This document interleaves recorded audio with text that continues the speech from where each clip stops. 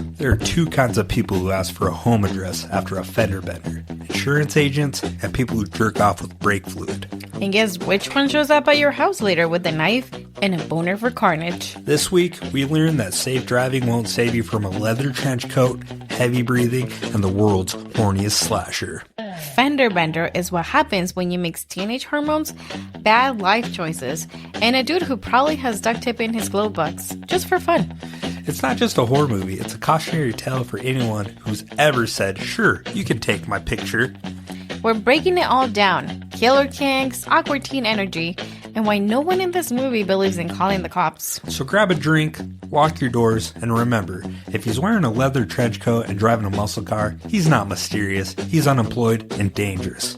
And possibly erect. Oh my god, let's just start the show. Welcome to Horror Cinema Obsession.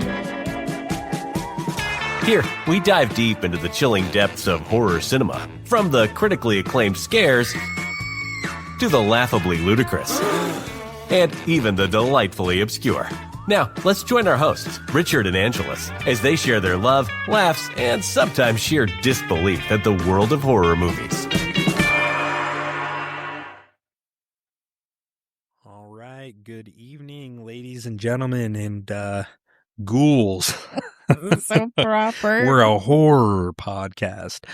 Anyways, yes, we cover all things horror. Welcome back to Horror Cinema Obsession. My name's Richard.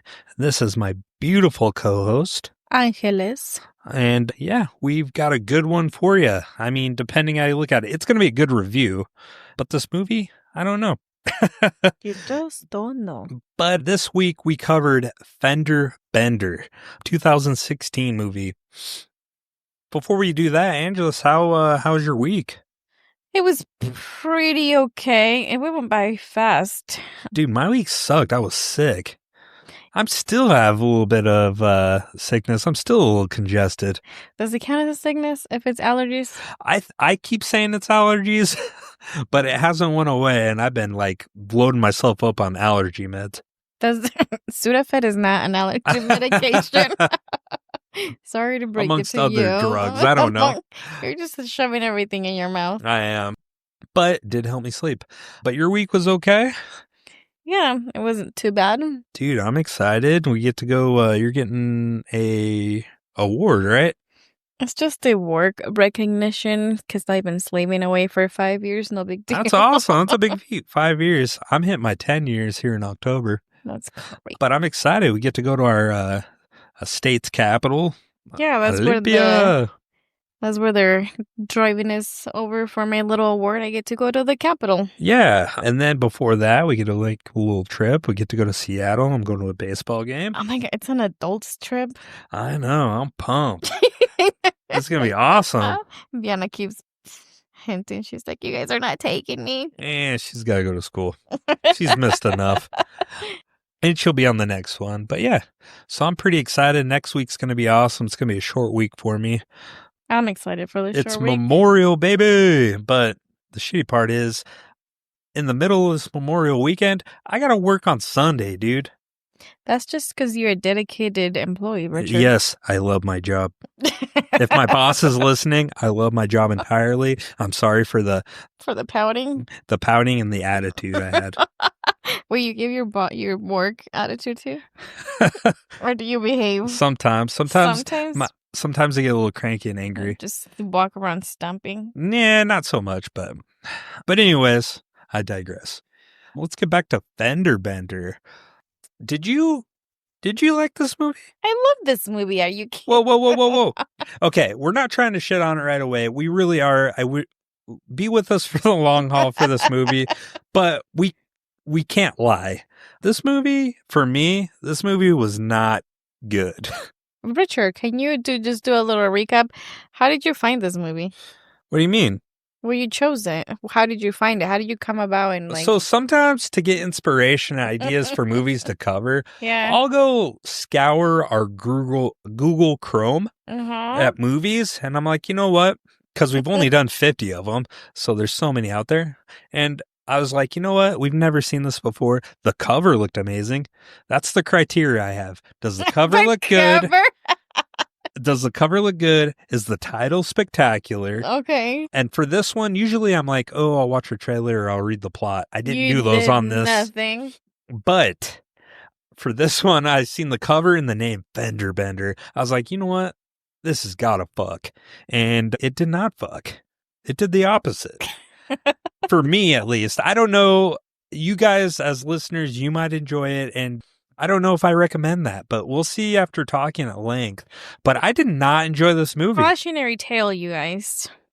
Although I don't know how realistic the storyline was. We're going to get into it. Some of this stuff didn't make sense. It was kind of a mess, a hodgepodge of things that went at a pace that was wrong for this movie. Wrong. That's just wrong. How'd you feel about the movie? Enough of me talking. What was your first, because you've never seen this movie, right? No, and I was like, oh, cool. And then we started getting into it, and I'm like, what the fuck is happening? Why are you doing this? This is all wrong. It's like, when you It was boring. Well, no, I feel like it was one of those movies where we were like constantly yelling at the TV, and we're like, what are you fucking doing? Don't do that. And usually, why are you mad? So usually when it incites a feeling and invokes a feeling out of me, that's a good thing. But this did not invoke the right stuff.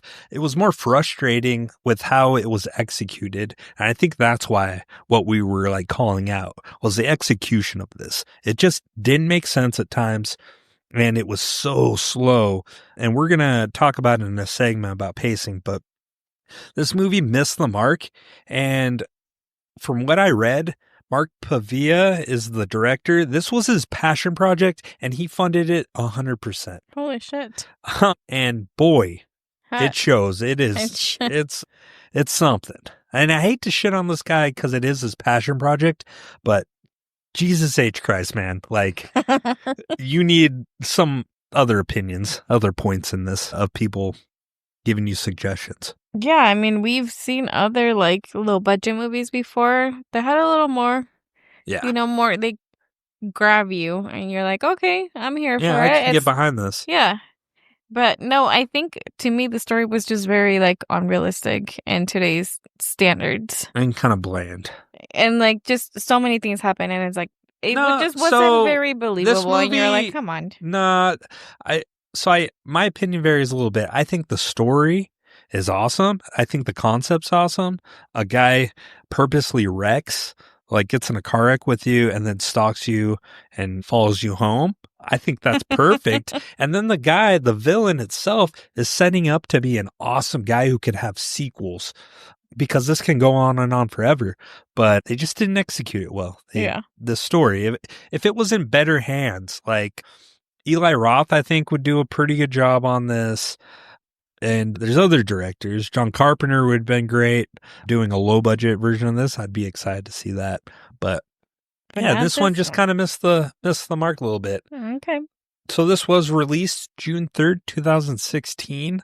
It premiered on the Chiller TV network, which has since been shut down. I've never heard of that. And it was released on video on demand and DVD and Blu-ray shortly after. Now, the budget, I was having a hard time finding. Did you find anything? I could not. I found how much it made only on DVD and Blu-ray release, but not. So from what I've seen, the official production budget has not been publicly disclosed, but it has been widely considered low budget, estimated to be under $1 million. Typical of Chiller Films original movies at the time. Okay. So it was at $1 million or under. And now, did you have any box office gross? This didn't really have a box office. So. No, I saw it was on, it did release to theaters, but it was on a limited release, and I did not find how much it made from theater release. Yeah, from what I've seen, it did not have a theatrical release from what I looked up, but no official box office was available. It was made for obviously TV and video on demand film, and its revenue would have come from streaming, DVD, Blu-ray sales, and licensing deals rather than ticket sales. Yeah, DVD, what I found was for DVD release, it was $7,300 and Blu-ray $2,700 for a total of $34,500. Oh, man. That's just from, DVD and Blu-ray sales. Man, yikes for a passion project. The location on this, I like the filming location. It was filmed in New Mexico, specifically Albuquerque and surrounding areas. The wide suburban streets and desert landscape gives it an eerie and isolated feel that the film leans into. I like that part of it. That was pretty good. Now, this movie was, and this isn't unheard of because other movies we've covered, but this movie was shot in just under 15 days.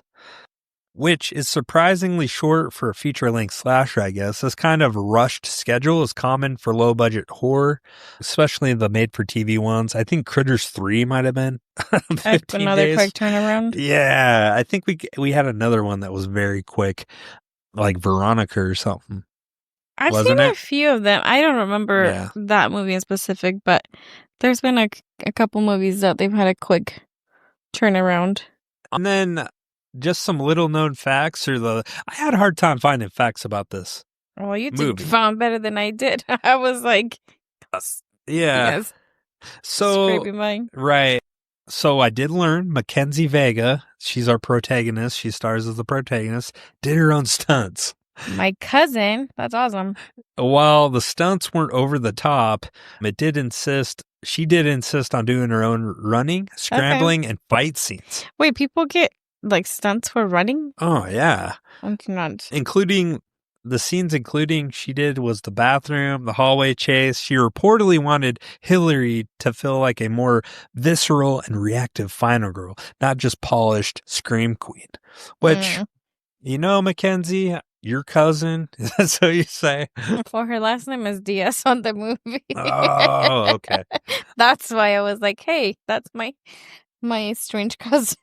So I usually dole out scream queens like with ease, like I justify it. This one I can't justify. But she's a scream queen. And I hate to shit on her. She's young, and I haven't seen anything else she's in. But her acting, just the acting in general in this, I don't know if it was so much the acting as the script. I think, okay, I have a comment on that. I know, so a couple of the other projects that she was in, they were pretty big. What were they? I will cover it in the cast. So, for example, I've never seen this show, but I know it's a big, like, well-known, The Good Wife. She was in there for I've seen that. for several years. And then she was in another show called The Gina Davis Show when she was a little kid. Yeah. Oh. And she was in those for a long time. She was in X-Men, one of the X-Men movies. So I think it might have been the script because I was like, I don't foresee them keeping her around in these other shows for like so many episodes if she wasn't delivering. And I've heard people talk about The Good Wife before. So that, yeah. Well, yeah, we're not over 50, so I believe that was a CBS show. Okay. That's an old people's show.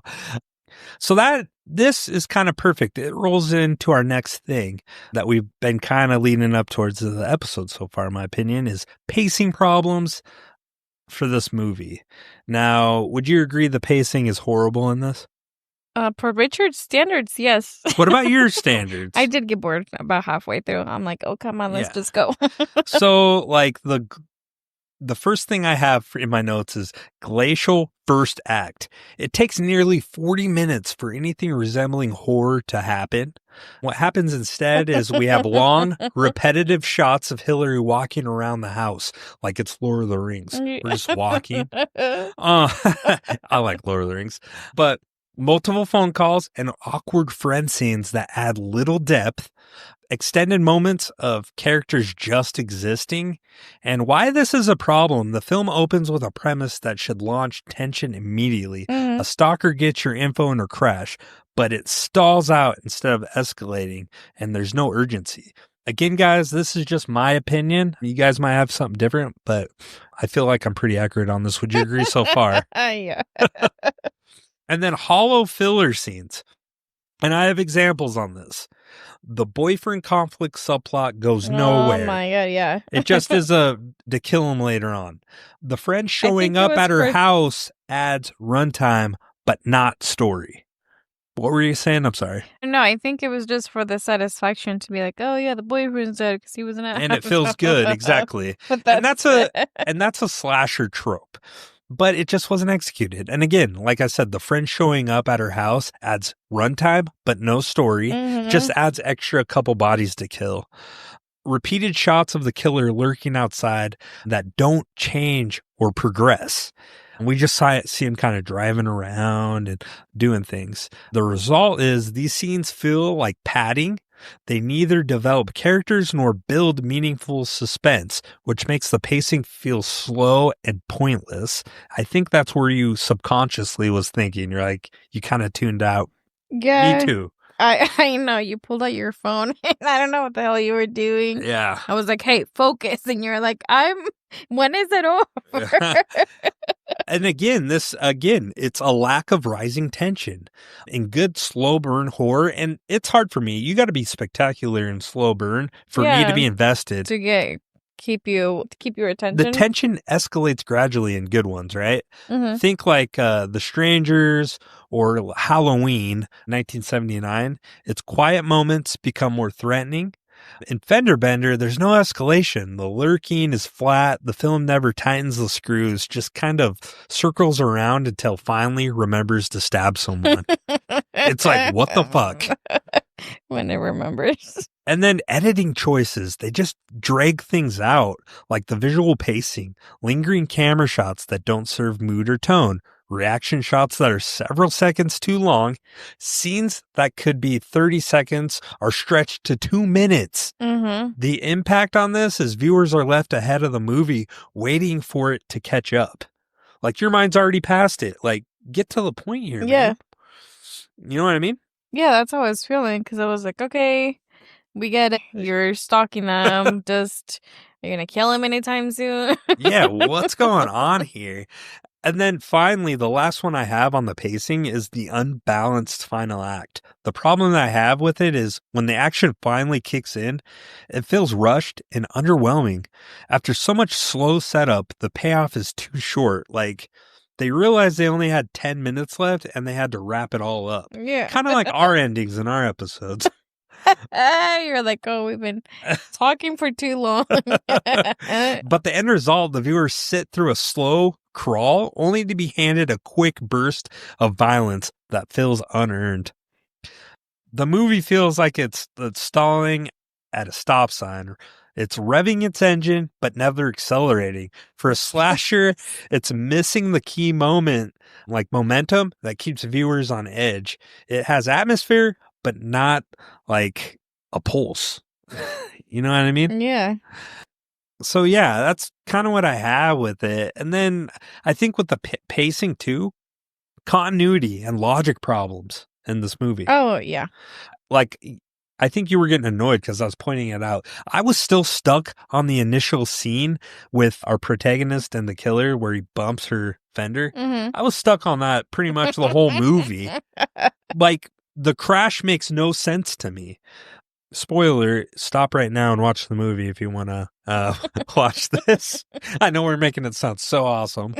Yeah, how can you resist? But the problem I have with this crash makes no sense. What happens is Hillary gets like rear-ended while fully stopped, right at a stop sign.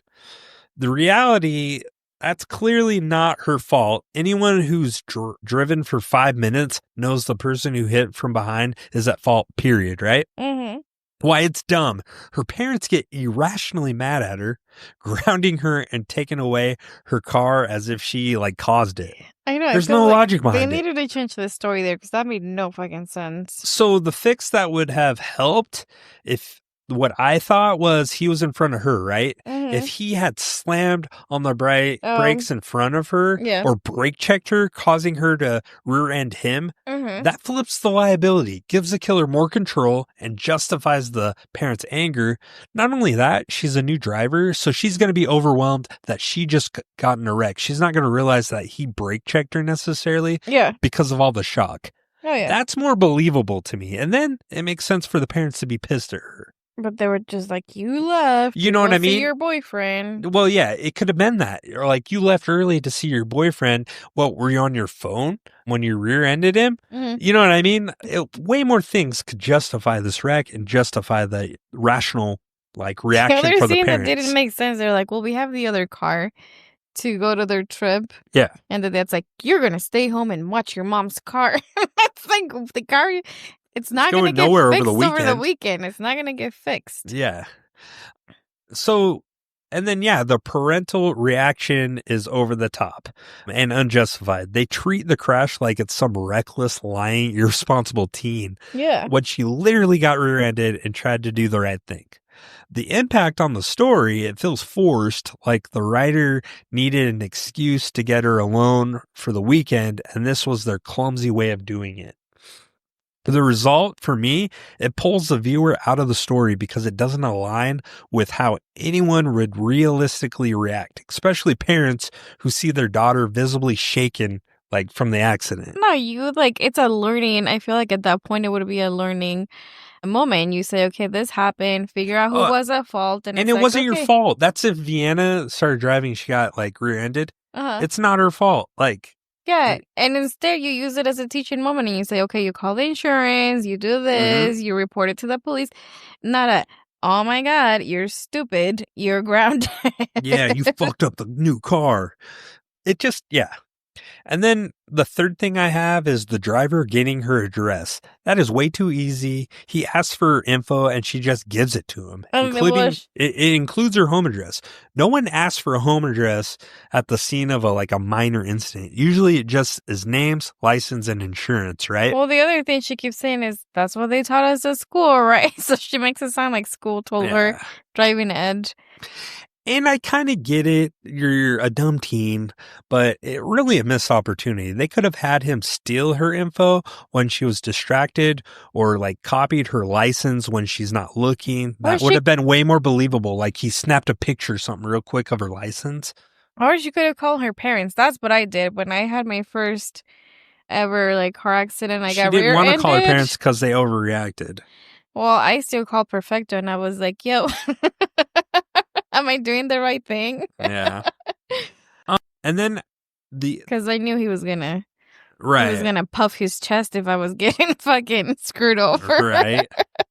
Well, yeah, first you react and then they react later to you like, Mija, you screwed up. No, he came and I was like, is that because I knew the guy was at fault. Yes. But I was like, hey, he hit me. Do I do something? Is this good? I got his info. He was like, came and checked it out. And the guy was like, I'm sorry. He's like, all right, yeah, you're good.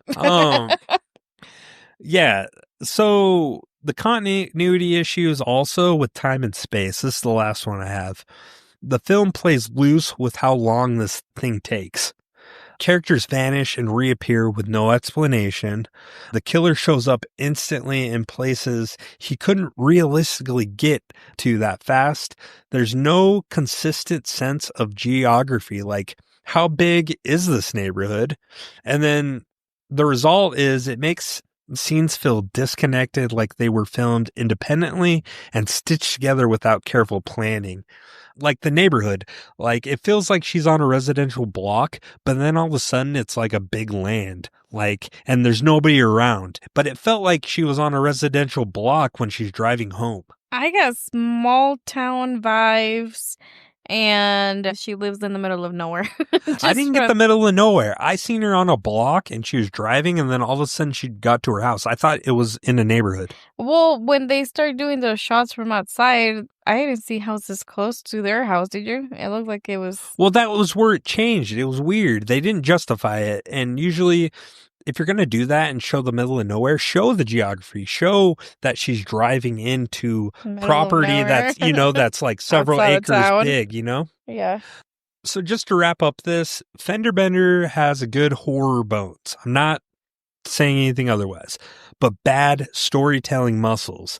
The scenes don't flow naturally and the character's logic feels like it was written after the kills were already planned. Like it was just weird. Yeah. So that's kind of what, and that's how I justify it. It has good horror bones, but bad muscles. Bad delivery. Yeah, exactly. Okay. I hear you, man. I'm just looking through my notes here. I just remember being like, is it too late to change the rotation? Oh, I know. I'm like, yeah, we can't do that this season. And then here's the next thing that I have that we can talk about. What's up with the mom? Is it unspoken subplot or just bad direction? I think you analyze this movie too much. No, the mom seems off, doesn't she? You sound like the mom, like the movie makes the mom sound before you even meet her that she's going to be a fucking hard ass and but that's all the dad. Her mom is not like hardcore. Like it makes it sound like she is. She just seems off. From the moment she's on screen, Hillary's mom acts distant, fearful, and borderline traumatized. Like she barely speaks, avoids eye contact. Did you notice that? She's just a good housewife, man. And she has a weird withdrawn energy, like someone's walking on eggshells, like around their husband. I got battered wife out of this. I got she doesn't say anything. It was her car that got in the accident. Yes, I know. I got what do you guys call it? Tried wife? Trad wife? Trad wife vibes, like the husband is the voice and the head of the household, so whatever he says goes. And she just nods her head and yeah, it's okay. I got battered woman. Like, woman, you better be quiet or I'm going to give you a knuckle sandwich, you know? And maybe she's getting knuckle sandwiches. She was like, oh. Like, is she a battered wife? Like that's the vibe, but the movie never addresses that. There's no backstory, no dialogue, not even a passive aggressive line. Like her behavior suggests something dark at home, but the film drops it without context or payoff at all. That's what's weird to me. You're gonna have to rewatch it. I let you have a pass. I'm not rewatching it. I let you have a pass with watching this once, but if you rewatch that, just the mom scene, I will show you this. Beat for beat, she is a battered wife. No. And does not fit this story. I think she's a trad wife. And then, I don't know, it feels like a missed opportunity again. If the movie had leaned into the idea of Hillary coming from a dysfunctional or abusive household, it could have added real emotional stakes to this, in my opinion. Instead, it feels like the actress was directed to act abused without the script giving her any reason to do so. The mom? The mom and the teen.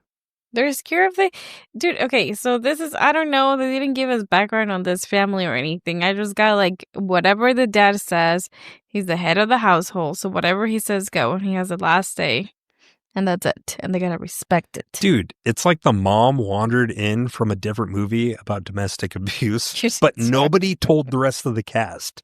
If you're going to hit that hard of trauma, you have to do something with it or cut it entirely. Well, I guess there is emotional domestic violence.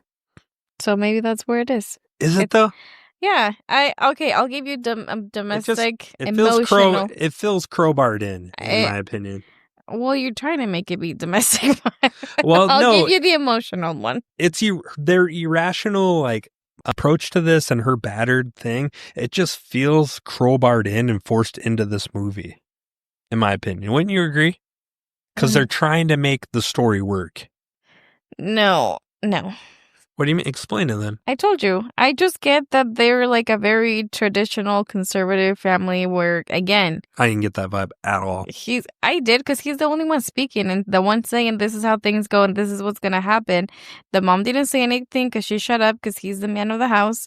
And the same thing with Hillary. Whatever her dad was saying, that's the last say. They didn't get an opinion. They didn't get nothing. They just, okay, sure, whatever you're saying is what goes. I guess it just undermines the horror, in my opinion. Instead of building tension, these scenes slow the movie down further and dilute the focus. We go from, oh no, the killer might be watching her, to here's a weird guilt trip about high school drama. Well, the mom did too. She was like, you were out seeing your boyfriend early in the morning. I got vibes that maybe they didn't like her boyfriend because they were upset that she was out seeing him. And they're like, you weren't supposed to. And she said she went to go see him to end things, I think. Listen, those plot lines, they should have been killed first. Okay? Before Hillary. And then let's take a quick break and we'll go into our next segment. It's called Deadbeat Dads. Okay. I'm excited for it. We'll be right back.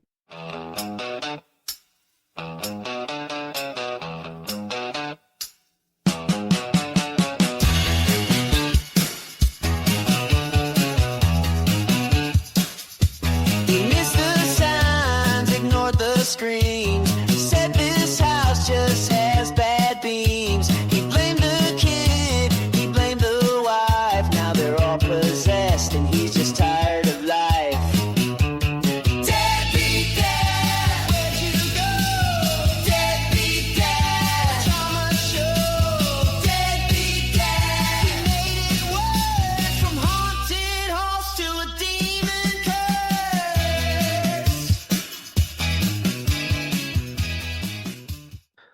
Welcome back to Deadbeat Dads of Horror, Father Knows Worst, the segment where we dig up the emotionally stunted, spiritually bankrupt, and dangerously useless dads that haunt the horror genre.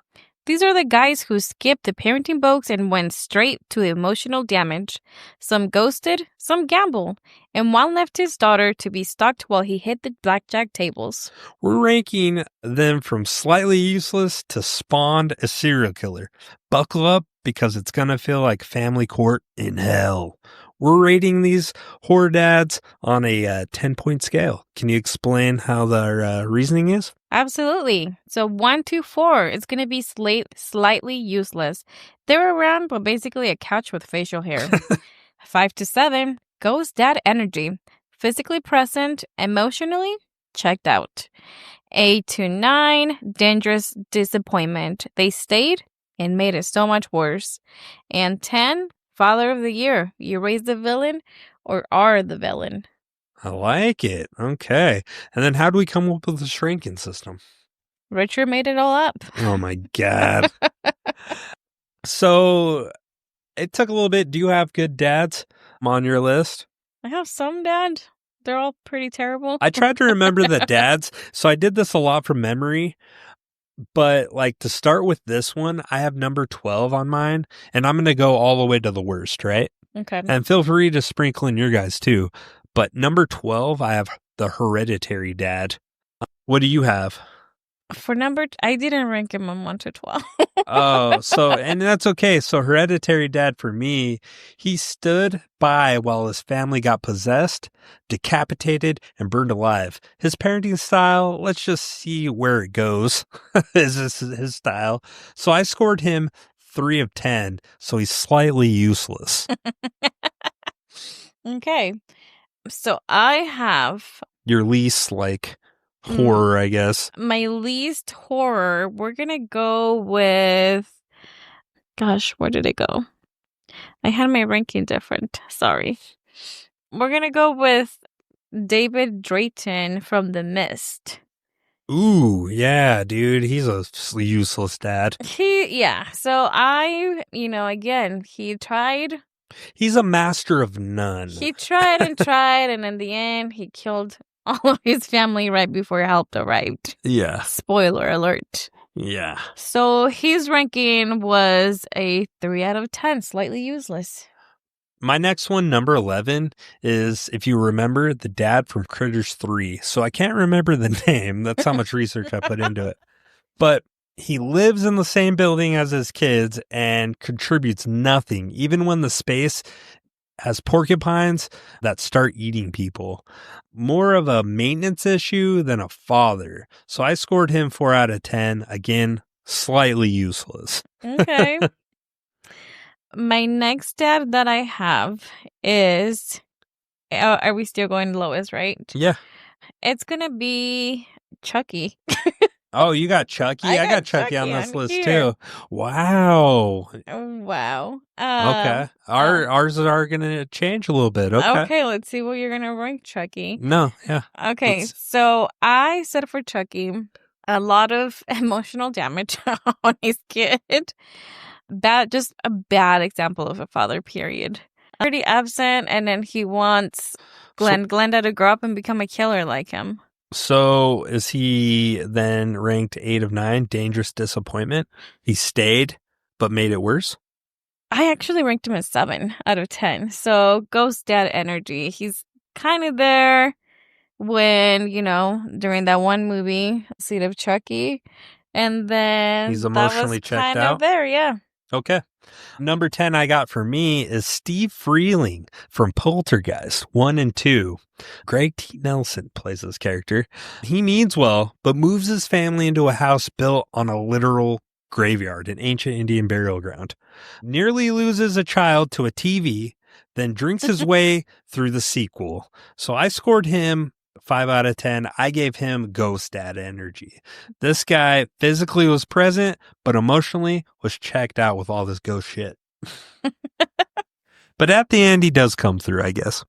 Do you think he made up for it? Maybe. After the emotional damage that he has caused his kids. I mean, you got to remember, number Poltergeist 3, we covered. Carol Ann is, Carol she's moved in with her uncle and aunt. I mean, Yeah. Okay. The next dad that I have is Samuel Mullins from Annabelle Creation. oh, I forgot about him. Yeah. So again, Yeah, Annabelle. he let his daughter die. Yeah, he let his daughter die, hurt his wife, but he never killed the doll. The demon, he just locked it up in his house, and that was it. He just kind of put a little, Yeah, that was his daughter. a cover up over it, and then that was it. Yeah. So I ranked him. So you made it worse. 8 of 9, 8 or 9, right? I give him a 7 out of 10. So Oh, ghost dad shit. energy, physically present, emotionally checked out. He Just was for an like there, extent. but just kind of didn't want to deal with it. Okay. Number 9. I've got, and again, I can't remember his name, but the witch dad from the movie The Witch. Have you ever seen that?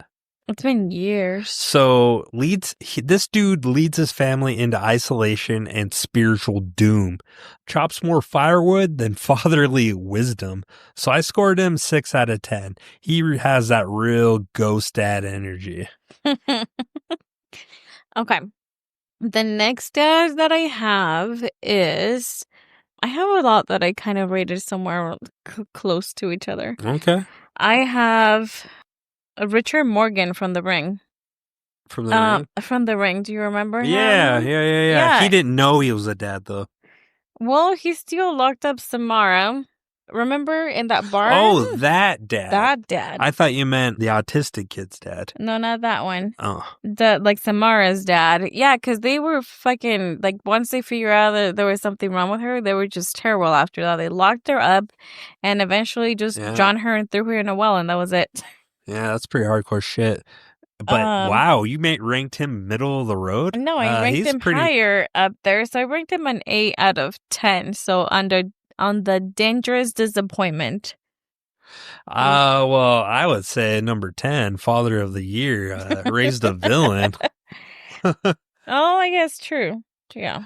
I got for number 8, this is where I put Hillary's dad in Fender Bender. Grounded her for getting rear-ended and then sold her play tickets just to go gamble and left her to die. So he's emotionally present, but I'm giving him like a 6 out of 10. Ghost dad energy again. Okay. All right. How many more dads do you have left on your list? I'm going down to 1, so I'm at number 7. Okay. Do you just want me to go? I have a couple more. Okay. My next one, I'll do 2 more. So the next one that I have is Jack Torrance from The Shining. Ooh, okay. So we all know. I got him a little later in my list. Later on your list. So he took his family freaking all the way up into the middle of nowhere in this hotel, got possessed, and then tried to kill his family. So I ranked him a 9. Dangerous disappointment. Okay. So number 7, I've got Richard, the dad from the lodge. Left his grieving kids with a cold survivor to go do errands and work. Came back just in time to witness the tragedy he set up. And I scored him a 7 out of 10. Ghost dad energy, man. I also had him, but I had him as an 8 out of 10. Oh, okay. On the list. And okay, so we aligned a little pretty accurately. Mm-hmm. Number 6, I've got Chucky. You got Chucky for 6? Yeah, he wants to be a dad, but mostly just wants to be like, he wants him to be his slasher protege. Confuses parenting with murder mentoring. So I gave him 8 out of 10. Dangerous disappointment. Okay. My next, this is the last one that I'll throw in there on the list. Are you ready for this? Sure. Bum-ba-da-da. Drum roll, please. I have Eric from The Loved Ones.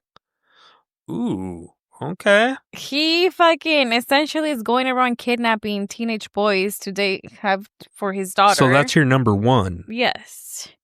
A real bad dude. He's Father of the Year. And then he has like weird feelings for his daughter too. So I give him Father of the Year. Incest vibes. He's both the villain and made a villain. Okay. So he's Father of the Year for you. Yeah. Okay, number 5. So I got 5 more. Number 5, Louis Creed from Pet Sematary buries his dead son, then his wife, then says, "This will work out fine." Brought new meaning to "let's dig into the problem." Huh? I thought it, but I was like, no, he loves his kids, but I forgot he totally buried him in so that fucking... that's why he's a 9 out of Jesus. 10. He stayed, but he definitely made things worse, man. Number 4 is where I have Jack Torrance from The Shining. Okay. And so these last 4 guys, Jack Torrance, 10 out of 10, Father of the Year. Okay. Then I have Lester Billings from The Boogeyman. That's a Stephen King adaptation. You ever seen that? I don't think I've seen it. So admitted he let all 3 of his kids die and blamed it on a closet. Should be a case study in guilt and also maybe in prison in that movie. So 10 out of 10, Father of the Year. Okay. And then number 2, we never meet him ever in the franchise, Jason's dad. I said Jason's dad. So he's the OG absentee, dude. He went and got cigarettes and never came back.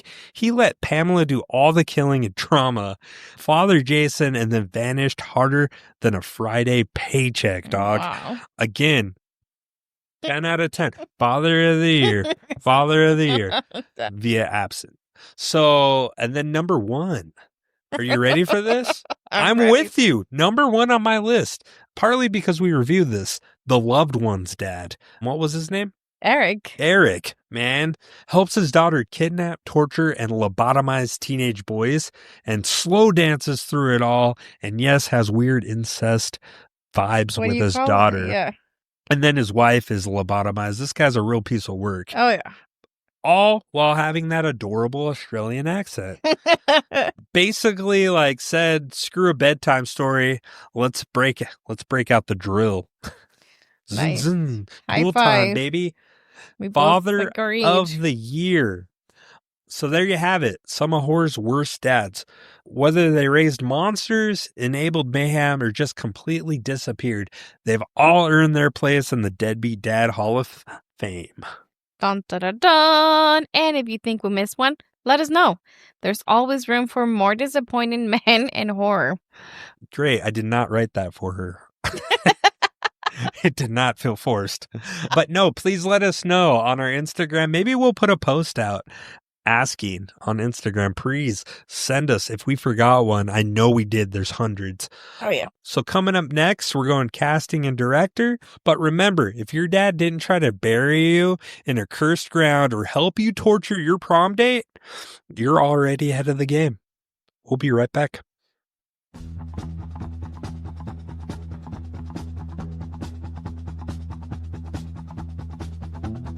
Got a little oopsie on the freeway? Did you hit something that wasn't exactly a speed bump?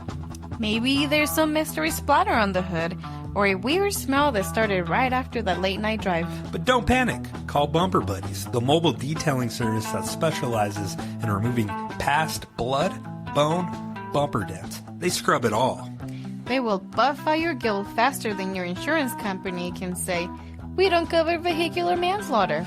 Each visit includes a free air freshener scent. Options include vanilla cover-up, new car who dis, and pine alibi, kind of like pineapple. Bumper Buddies, because some messes shouldn't be explained, just erased. Bumper Buddies, they detail, you deny.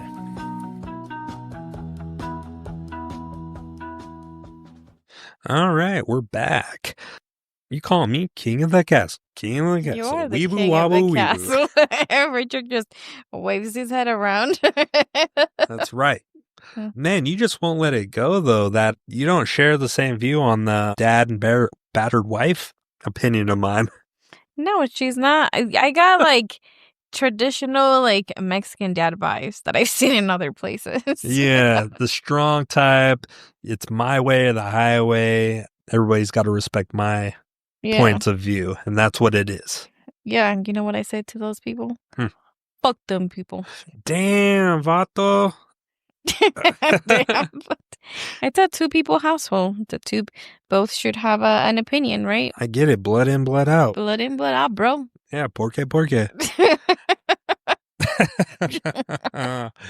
So moving on, how'd you feel about the cast? okay, I guess. I don't know, like you kind of touched on, I don't know why some characters were here, but all right. Yeah, there wasn't a lot of character depth. And you know that's a stickler for me, like when they don't Richard give a likes proper rich background. stories I do, and I got to know the with characters. rich background. He wants to know their birthday, their horoscope sign, Wow, not their that favorite color, what their favorite shake flavor is. far. Wow. Wow. No. The fuck out of here. If you don't have that, he's not interested in No, your story. But you gotta provide a little more depth, dude. These characters are just too You know shallow. what? I feel like we vary on some of those opinions. Sometimes I'm like, I want more, and you're like, nope, that was enough. Like the monster from Satisfying. Sinister, you said that was what they put out there in the movie was enough for him, for that monster To be freaky. to be a classic horror villain, where I wanted it more. I wanted to know more about it. Okay. So it just Fair. depends on however your float is If you're floating vibing today. it, yeah. Wow. So we have Mackenzie Vega, and we were talking about her. She plays Hilary Diaz, our protagonist. She's the final girl. She's newly licensed teen who gets rear-ended and becomes the target of a stalker. Wait, okay, I have a question. Sorry. Sure, go ahead. You're calling her a final girl. In this movie. Do final girls usually survive, or do they? Or Yes and no. They can be the last person Okay. to survive, the last person you see alive. Okay. And she's the protagonist. So, like we said, she was in The Good Wife, played Gracie Florrick for 7 seasons. She also, and I didn't know she was in this movie, Sin City. Mm-hmm. And I like that one. That's the comic book adaptation. Who directed it? Was it Guillermo? I don't know. I can't remember. I'm stupid. People are probably yelling at me. But she plays Nancy Callahan. I don't remember her in that. And then she's sister of Alexa Vega from Spy Kids. Oh, it was directed by Frank Miller, Quentin Tarantino, and Frank Robert Miller. Rodriguez. Yes, that's right. I'm an idiot. But did you know that? She's the sister of Alexa Vega from Spy Kids. That's fascinating. Vega does a solid job as the lead, but the script does give her limited range. Her performance is more grounded than the rest of the film deserves. But I think that's even giving her too much credit.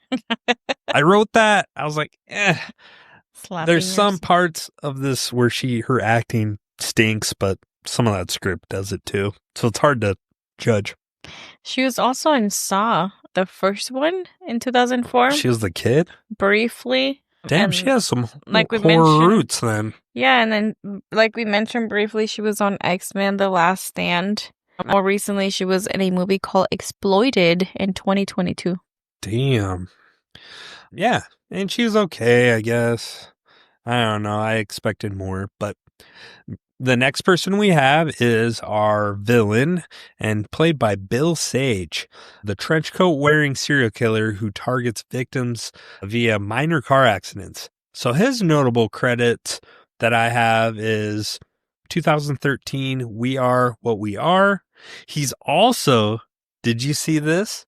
Mm-hmm. He's in American Psycho. He plays David Van Patten. Do you know who that is? No.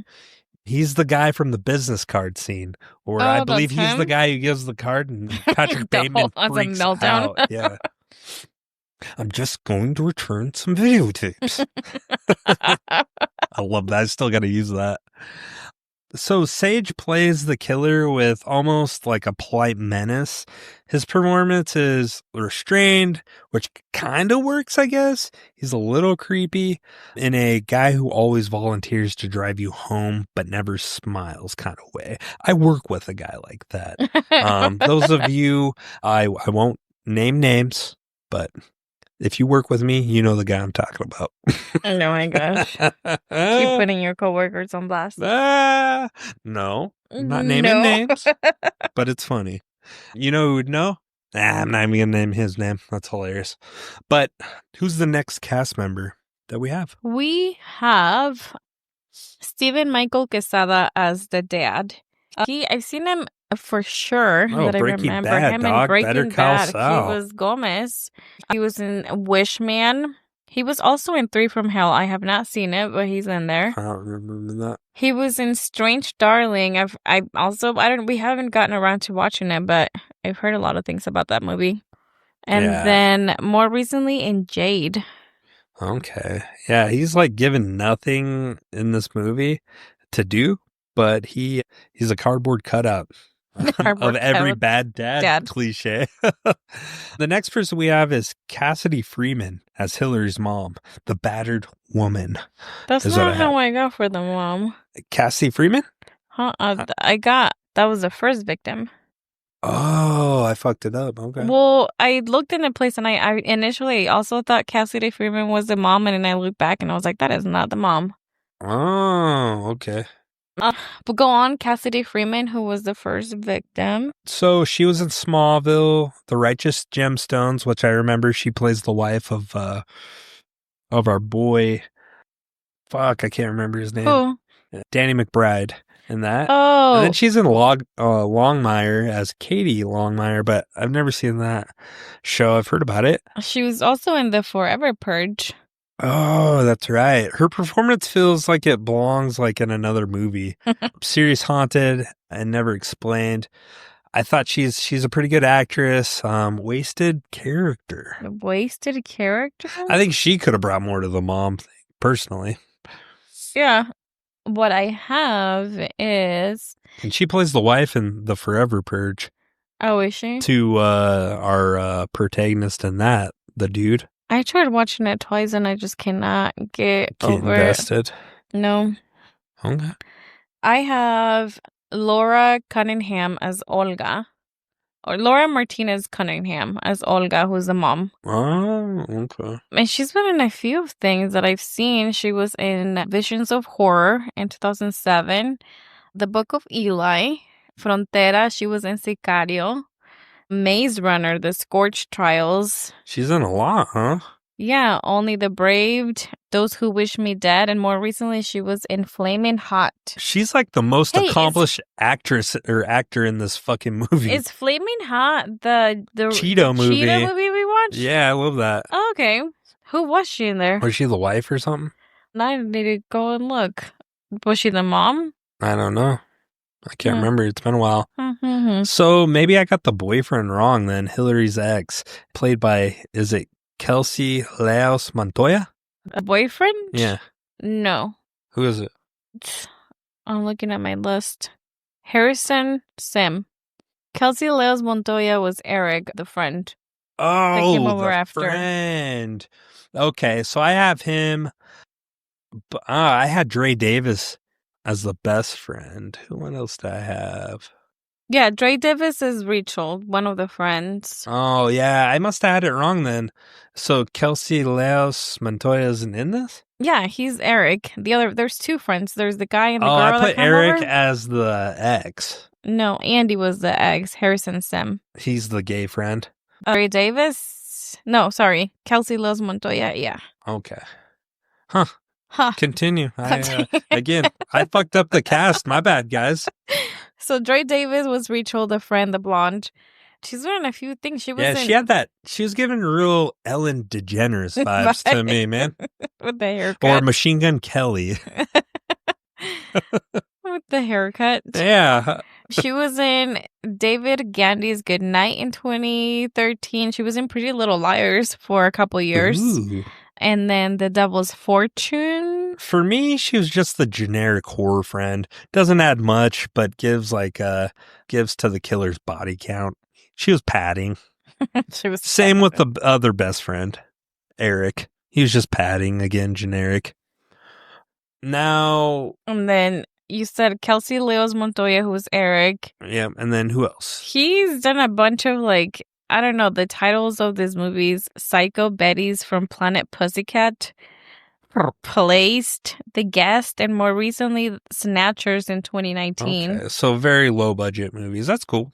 Yeah. Now, what about the last person? Do you have anybody else? I have the boyfriend, Harrison Sim, who was barely there.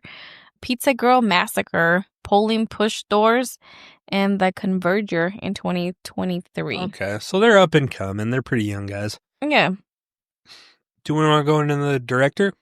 Let's go into the director. Now, you said you couldn't find much, right? I did find some stuff, but it's You're right. It was a little barren. I kept coming across where he was from, and that was the bulk of it. So yeah, he was born in Chicago, Illinois. I guess he's known for slow burn, atmospheric horror with grit and indie sensibility. So his early career, Pavia started making 8mm and Super 8 horror films as a teenager. He broke out early with a huge opportunity directing Stephen King's adaptation for his debut feature, something very few indie filmmakers get to. And the major work that he got was The Night Flyer. That was the Stephen King, based on a Stephen King short story from Nightmares and Dreamscapes. So this starred Miguel Ferrer as a sleazy tabloid reporter chasing a killer who flies a private plane and leaves blood-drained bodies at airstrips. Considered a cult classic status among horror fans. I've never seen it, have you? Known for its moody, atmospheric, grounded performance and late 90s grit, Pavia co-wrote the screenplay and directed this film is what got him on horror fans' radars. So, I don't know. This movie showed Pavia had something, but Night Flyer isn't flashy, but it's effective and oozes late-night capable horror vibes is what I read. Think Kolchak meets From Dusk Till Dawn is what one person wrote. I thought someone made a reference to Hitcher, and I did not get Hitcher vibe from this. From this, No. I can see this is a very dissonant cousin of Hitcher, but it's in the same vein as far as a killer in a car chasing you down. Oh, they said it was a film mixing Death Proof and The Hitcher. Yeah, I didn't get the Death Proof at all. I haven't seen Death Proof, but The Hitcher rewatching it was actually pretty good. There was a lot of tension. The 80s? Yeah. Yeah. So Fender Bender, there's a huge gap in between his projects. And from what I gathered is Pavia disappeared not by his own choice. A lot of his stuff was development hell. Like Pavia was attached to multiple Stephen King projects. Okay. After The Night Flyer, which was made in 1997, his next film was this, Fender Bender, in 2016. Oh, wow. But some of the projects he was attached to was an anthology series based on Stephen King's short stories, a feature adaptation of The Reaper's Image. Those projects got stuck in development limbo, a common fate in like indie horror. Mm-hmm. Rights got tied up, funding fell through, and studios just backed out. Pavia didn't ghost the industry ghosted him. Jesus. He was active behind the scenes, pitching and developing, but couldn't get traction in a fickle genre market. And then another thing that I gathered was Hollywood's shifting horror landscape. So in the 2000s and early 2010s, horror was dominated by torture porn. Think Saw, Hostel. Found footage was a big thing. Paranormal Activity, Blair Witch. Okay. PG-13 supernatural horror. So The Ring, Insidious. Pavia's gritty, atmospheric, slow burn style didn't align with what was hot at the time. His throwback vibe, rooted in 70s and 80s horror, was out of fashion. So he just wasn't getting work and didn't look like he was willing to accept any other kind of work. So it's not that he didn't want to work. It just wasn't kind of aligning with what he wanted. Yeah. And then independent limitations. Pavia worked mostly independently without major studio backing. When you're not tied to like Blumhouse or Lionsgate, you're often at the mercy of low budgets, small networks, and shaky distribution. Okay. So Fender Bender was picked up by Chiller TV, right? Mm-hmm. A now defunct cable network. Not exactly a launchpad for wide recognition. So he just kind of fell short in a lot of ways. And then number 4, from what I read about him, was perfectionism and personal vision. So based on an interview, Pavia is a very particular about tone and vision, Okay. which a lot of studios need sometimes handprints, for bigger budgets. So, Okay. We've talked before how sometimes they just take it and just tear it apart. And he's not willing to compromise. So he reportedly turned down scripts that didn't align with his style or standards. Oh, shit. So he's that kind of guy. I mean, believe in yourself, man. I get it, but that's kind of what limited him from doing projects. I'd rather do projects. Sometimes you gotta bend and just kind of given to get your foot in the door. Once you get your foot in the door and you know. Well, no. So also what applies to this, and I've heard this in movies and just from other directors and actors, give one, take one. So you do one for them, then you do one of your own. Yeah. Not everybody can be a Quentin Tarantino who just does his own things. Yeah. Or, those kind of Scorsese, Spielberg. Even Spielberg early on had to do movies for them, for the studio, and then got to do his own projects. And King has had to. Well, Stephen King. Gone and fights with the scripts before. Well, yeah, but yeah, so you got to kind of compromise, and this guy just never was willing to. But the problem is he's not that good, in my opinion, based on Fender Bender. I don't think he was good enough. Richard. I'm just being honest. He's not good enough. He's not a Spielberg or a Scorsese. I would be interested in watching. He has a new movie coming out, Murderabilium. I don't know, man. Monster He's got looks interesting. I guess I'd watch it, but I'd give it about 10 minutes and get out. You can tell from Fender Bender, you could tell within 10 minutes. What's happening? Yeah. And then no need to get into the writer because it's the same guy. No need to get in. You already talked about him. Yeah. And we've talked about the issues with that. When a person is steering the whole thing, writing and directing, you don't always get that pushback that makes a good idea great. There's no one there to say, hey, this character doesn't work, or we need one more twist, or the pacing is dragging. He had nobody. This, again, was his passion project. So the example on that, pacing issues, Hillary's parental feel oddly written, the killer's logic, very thin, big picture angle. It's like when you're too close to your own idea, you stop seeing the cracks, right? Mm-hmm. That's what happens sometimes with writers, directors. The vision is there, but the structure collapses without a second set of eyes. Okay. So that's kind of my thought on it. Yeah. Not everybody can pull it off. That's hard to do. It is, yeah.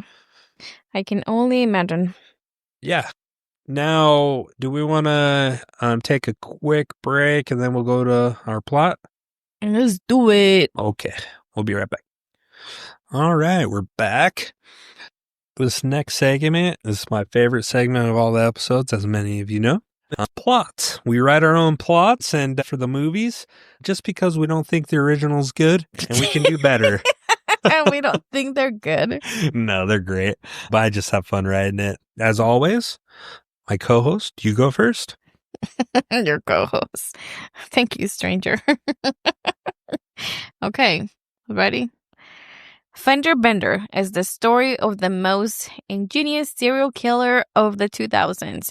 Back when people were naive enough to give out their full contact information, at every occasion, a masked serial killer drives around your local towns purposely rear-ending people. Hence, we meet Hillary, a new young driver having a hell of a day, which ends with her getting rear-ended and grounded for leaving her house. Her very loving dad, sarcasm, decides the best way to teach her a lesson for something she was not even at fault is to leave her home alone while they go on a family trip.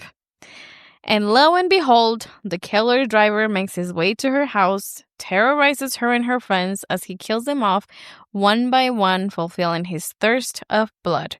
With the only thing scary in this movie is to find out your partner is cheating on you, and also the leather mask pulled from an off remake of American Horror Story first season. Fender Bender is sure to be a memorable watch. Thanks, Richard. No, that was good. That was good. All right. What I have is Hillary just got her license, her heart broken, and her bumper smashed in by a stranger who now knows exactly where she lives. Her dad punishes her by selling her theater tickets to go gamble, and her mom floats through the scenes like she's haunted by another, better, well-written movie. Left alone for the weekend, Hillary becomes the target of a trench coat wearing killer who treats fender benders like a hunting ritual. The setup is killer slasher horror meets real world paranoia, but the pacing drags, the characters drift, and what could have been a lean, mean throwback ends up idling in neutral. Still, there's enough blood and dread to make you think twice before exchanging insurance info with someone who smiles a little bit too long. Bum, bum, bum, bum. Wow. You never smile too long. I think you're safe. I know. What? I'm kidding. You're judging me to be the weirdo? What the fuck? Well, you just put the smile on boss. I'm like, wait, does anyone smile too long? Yeah, there's Just weirdos. Killers. There's weirdos. Good job, Ricardo. Thanks. I ain't not my best work, but I like your we undo neutral. That's what I this fumbled. movie was. I need to get better at reading my things because, like the mom floats through scenes like she's haunted by another better written movie. So yeah, that's our plot. Moving onward, moments that matter. Bum, Our ba-da-dum. scene breakdowns. Now, usually we watch these movies twice, but I'm going to be honest with you. I wasn't going to put Angelus through a second watch. Didn't think it was necessary. I definitely just watched once. I lie. Actually, this morning I watched Did a you little watch bit. it? I watched a little bit. I didn't watch all of it, Oh, but I did like fast forward through some things. as you were out there. Hence why I have so working on much the yard. detail. Hence I have so much detail. But yeah, so the moment I want to start with, not the scene where the random lady gets killed in the tub, right? Okay. I want to start, the moment that should start is the crash, the fender bender. Mm-hmm. It's subtle, it's simple, but it kicks everything off. A fender bender on a quiet street becomes the scariest exchange ever. This moment works because it's real. I guess everyone's been in a minor accident and felt that That was vulnerability. the slowest fender bender ever. Can we just fucking point that out? So this scene is why the premise would work in theory. It's real world fear meets like logic, slasher logic, just not executed right. Like it's all theory. Well, we see him and he rolls in so slow, and then Well, he's stalking her too. He finally, because he's picking out his victim, he picks her. Clearly this is not the first time he's done this, so he would be No. better at fucking faking fender benders for the camera. Come on, man. But he just rolls really slow, and you see that boop, the touching. Right. Yeah, and she shakes. She's like, "Oh my god!" Gets out, and then I don't know. The acting in this scene was so awkward. Like the interaction between the two of them, it didn't feel slow, natural. choppy. Did not feel natural. It was like I didn't feel anything. I'm like, this is stupid. At this moment, is like, oh, I fucked up. Usually, Angelus picks the shitty movies, but even I'm prone to pick, and I'm like, oh no. Why, Richard? Why'd you do this to yourself, man? But hey, man, this podcast, that's the fun of this podcast. We cover everything. The crazy shit, the good shit, the what the fuck shit, which this falls in. So, but yeah, I knew almost instantly. I picked a clunker. Oh. But yeah, so we transition into the next scene, exchanging the information. Hillary hands over her address, which is odd. We already covered that. That's what she learned from driver's ed, is what I got from this. She's like, that's what they tell us, right? We exchange information, and then I'm gonna take a picture of your bumper and your face. So, like, I feel like, this isn't just a plot device, right? It's kind of an example of how, I don't even want to say that. Is it kind of an example how people are conditioned to be polite even when they feel like uneasy? Is that what they're kind of going for? I don't think, if anything, you would be upset and, like, I don't know, not holding your Like, composure. I mean, like, was it oh. like social commentary, like buried under like this setup? I don't know. The film kind of explores it. Maybe the moment like could have hit even harder, I guess. I didn't get that. Listen, I I'm trying think to you're justify. You're trying to dig for some meaningful I'm trying to get my head of the director and the writer on this, like Pavia. I'm trying to understand what he's trying to like capture there. But again, it's just weird, awkward, and strung out. The villain could have been creepier. She could have been more He was wearing hysteric, sunglasses. I guess. I don't know. And she's just like, I don't know. To me, I mean, I'm also, not a 16, 17-year-old Yeah. anymore. But when he hands over his insurance information, you could clearly tell he scribbled out the first name and wrote over his first name and then handed it over. Yeah. I would have turned that paper around and been like, what did it say here before? It was scribbled out. Yeah. Just weird. Just Very fucking weird. weird. And you know what? I would just here's my insurance All information. them, Yeah, call them. They'll handle it. I'm not giving you any of my other information. She already had, I don't know, the scene made it seem like she already had the paper written just in case of this fucking happening. wild, dog. You didn't see her write it down. She was just like, oh, let me go get it. Here it is. Which is weird, yeah. Yeah.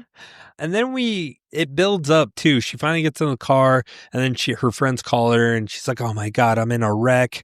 My parent," and then they're like, "Oh, your parents are gonna freak out." The other thing, I didn't see any damage on her car, did you? Yes, when she gets to her parents, the whole back end is just fucking smashed too. No, that's not what happened at the scene. That's not what I saw. No, that's not. It didn't look like that at the scene, but it looked like that at the house. They made it way the continuity issue. Yeah.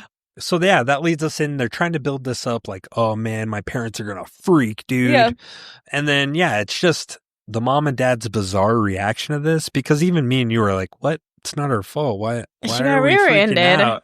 I couldn't get past it. I'm like, this is fucking weird. I think they were upset that she went to go meet with her now ex-boyfriend and break up with him early. In the morning, I got the vibe that they didn't like her hanging out with him because they were like, why did you go see him? he's a But bad at the same influence. time, they were really hung up. They were like, oh, I don't know if they were just trying to cling on to something to get her grounded for. And they were like, oh, the car, you're going to stay home and you're going to watch the car. You wrecked your mom's car. And it's like, she fucking got it just doesn't make sense. It's just weird. And we already covered it, but that's kind of the crucial part of this. It sets the whole tone. She's going to be alone for the weekend. Which easily this could have just already been a plan that they were going to have. Yeah, you're going to, instead of going, we're going to go out and do this in town or wherever they're at. They already had this planned trip without her, that they were going to go do something. Are you going to be okay for the weekend? And they're like a loving family. Why not do it that way? Mm-hmm. I guess it's just a weird approach. I don't know. You can still have your friends over to keep you company for a sleepover. I could accept that in the story. It wouldn't take me out of it. I'd be like, oh, that does make sense. We've all been Why there. her friends showed up, yeah. Yeah, we've all been there. But yeah, and sorry, it sounds like what do you have? Because these are mine that I was talking about. But they kind of go in order. No, yeah, that was my next thing is, to me, the first scene was, because this kind of gives away the rest of the movie, is the first lady getting killed. Mm-hmm. Because you know that she gets this weird text, and it's from the guy that rear-ended her. Right. And he's saying things like he's watching her, and this is where it sets up the creepy vibe. Well, so he had to been watching. Oh, you're talking about the first lady. Yeah. And so once this happens, and then you go into, we see Hillary, and she gets rear-ended, and then that kind of like, oh, she is going to have the same fate as the first lady. So, yeah, that. And then what's weird to me is when the killer texts them, because he texts that lady, but then he texts Hillary like, hey, your parents are on vacation and you're home alone. So how does he know that? Was he? No. It made it sound like no. No, it made it sound like he was just hanging out in the bushes listening to their conversation. How the fuck did he get there that fast? There's no way. And how did he listen to all that? And his car, it was a muscle car and it was loud. So how did they not hear the car outside? And she literally went straight home. It doesn't make sense because then it shows him at like a gas station or down the road somewhere. So looking at her information. So it doesn't make sense how he would even know any of this. That her parents were leaving her. Yes, exactly. And going on vacation or whatever. Okay. He mentions that. One thing. Again, continuity issues. I get low budget, but we've seen other low budget. Low budget doesn't movies. mean not to try and make continuity. Okay, we watched Here and Now, right? Which was fully funded by this group of people. Shout out Liam. Yes, that whole setup for that movie was freaking awesome. It was believable. The decorations, everything they put in the rooms. Again, continuity. It was great. But this, I couldn't get past her bedroom. It was so like they went to a thrift store and just put things up on the shelves, and that was it. And it was not what a teenage bedroom would look like. Yeah. They just had a couple shelves, a crown, just some random things. It was like A stuffed animal. there was like 8 things hanging and then one stuffed animal on the bed, and that's it. Yeah. And I was like, it was not realistic. It was like, a grown man put this together. What would a teenage girl's room look like? That's what it was. It was just like a dude's vision of this, like a fucking 50-year-old man's vision of what a teenage girl's room would be like. This was also made in 2016. You could have gone on Pinterest and gotten ideas of what a teenage bedroom decoration would have looked like. Again, it's a guy and his vision and passion project, and clearly did not take the opinion of Or others. why not ask the girl that you are working on the movie, hey, what do you think a teenage bedroom would look like? Because you could use the same budget you put towards that to this. Yeah, you could have gone to a thrift store and buy a lot of things and put them up, recycle stuff, borrow things. That's what other people have done in the past for setup productions. I don't know. Anyways, I couldn't get past the bedroom. It was very unrealistic. I was like, okay, sure. Yeah. Moving on. Just weird. Yeah, so we get the vibe that, again, we meet the parents. The dad makes the entire decision. She's staying home alone. And they're leaving. But he's like, we decide that you have to stay home and look after the car. Yeah. And you're going to fix this. The other thing, so I got from, I think, like the few scenes that we saw of the town, and then her talking to the insurance agent, I got small town vibes. But even then, like when she talks to the insurance agent, she's like, oh, hi, Hill. Like they've known each other for the longest time. Like it was a lady at your church or your grocery store that you were talking to. And I was like, okay, they're very friendly. She calls to report the accident. But even the insurance lady, I'm jumping all over the place, but the insurance lady notices that the information she got was the lady who was killed in the first scene. Mm-hmm. She calls her, but doesn't call the police? Doesn't alert the authorities. Yeah, this lady, and she claims to know you at a deeper level. The other thing, she calls in after hours. It's like at night when she's calling her. But doesn't call the authorities. Neither does Hillary ever. Or her friends. It's weird. No one chooses to call the cops. It's so fucking weird. I get it. It's for the movie to keep going. But you set that premise up. We're in 2016. Someone, at one point, they all have phones. The insurance lady has a phone. Phones, yeah. Are they all stupid and the cops just don't exist in this world? I guess I just don't understand. Is there no policing happening?